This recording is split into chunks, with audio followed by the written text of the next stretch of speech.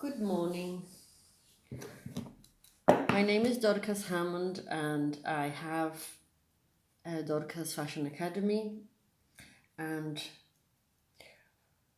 because of this lockdown of the coronavirus, I have decided that I will be doing small tutorials to keep people busy and interactive online, to keep us sane practically, I think. So today I'm going to teach you how to thread a domestic sewing machine. The majority are more or less the same.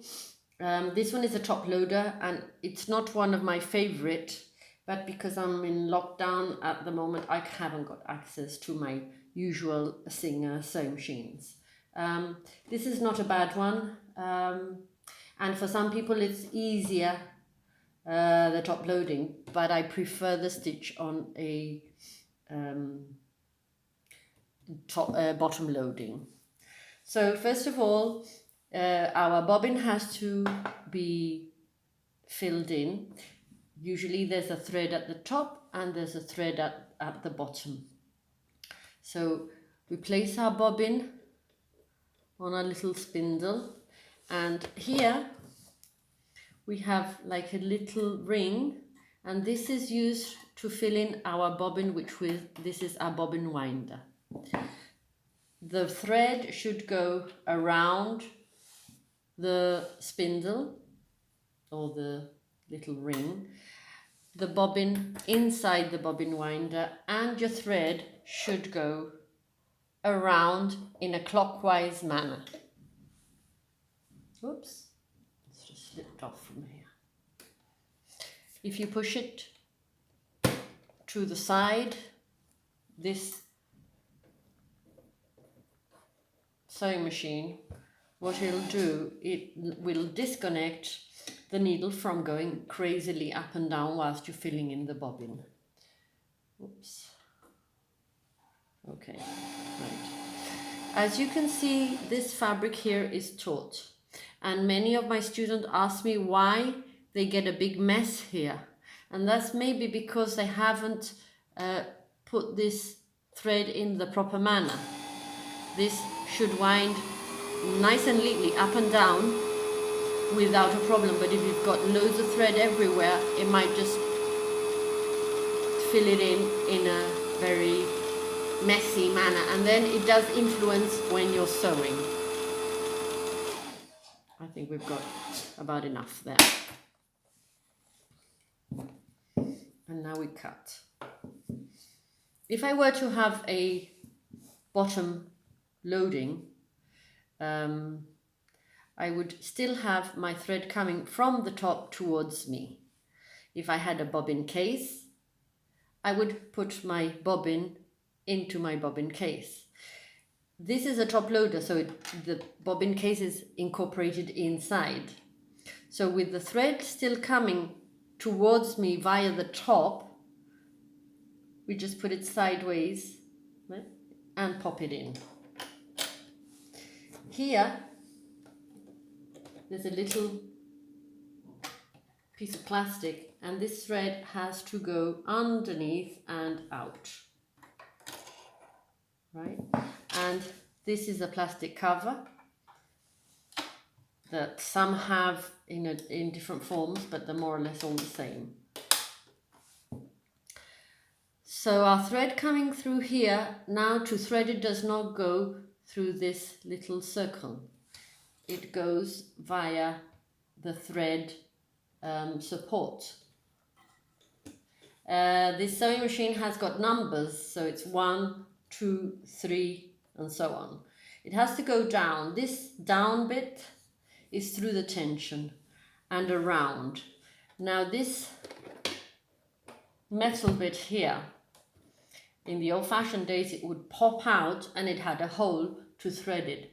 But nowadays it's made easier so that you can just slide it behind and around. It's got a little groove and just connects, as you can see.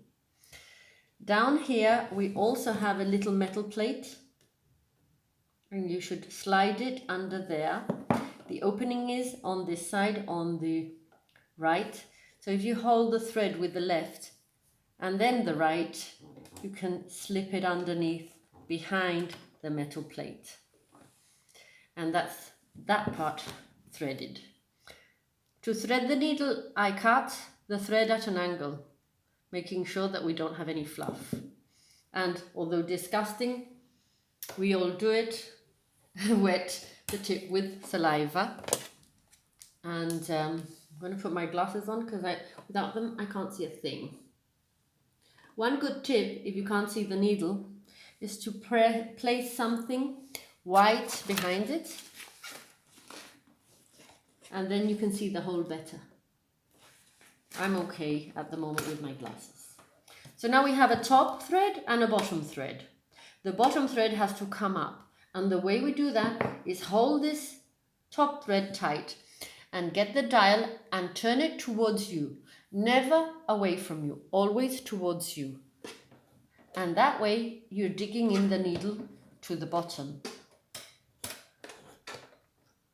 As you can see, now we have the thread popping out from here. Can you see that? So you pull it out, and now we have the two threads at the top. Lift the presser foot, slide the two threads underneath the presser foot, and that's your sewing machine ready. I'm going to start you off on how to commence sewing. It's very important, and people and manuals don't really tell you. There's 3 steps to start sewing. Number 1, you have to lower your presser foot. Number 2, you have to hold your threads. And number 3, dig in your needle. It's best to do it in that order, because if you don't hold your threads, when you put this needle in, up here this moves upwards, dragging your threads upwards, and if you don't have them held properly, either it's going to make a mess or it's going to get unthreaded, because if you don't have enough length in your thread. So press the foot down, threads held, turning your dial towards you, digging your needle. There you're ready. So what I do always, I hold my threads to start off. Press your presser foot, well, your foot pedal rather, and this is for reverse. If you press it and you press your foot pedal, it goes backwards. And when you release, you continue.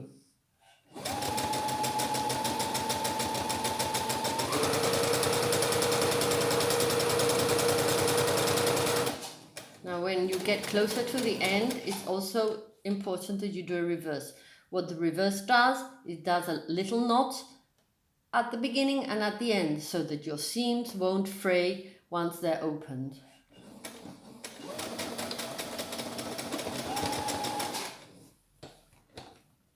Always the dial to the front and your threads out. Okay, that's your first stitch done. Right, I hope to see you in other tutorials. The next one is a mask for the coronavirus. We're going to be making this one. They say that it's useless. I think it just makes us a bit safer. Okay, see you then. Bye.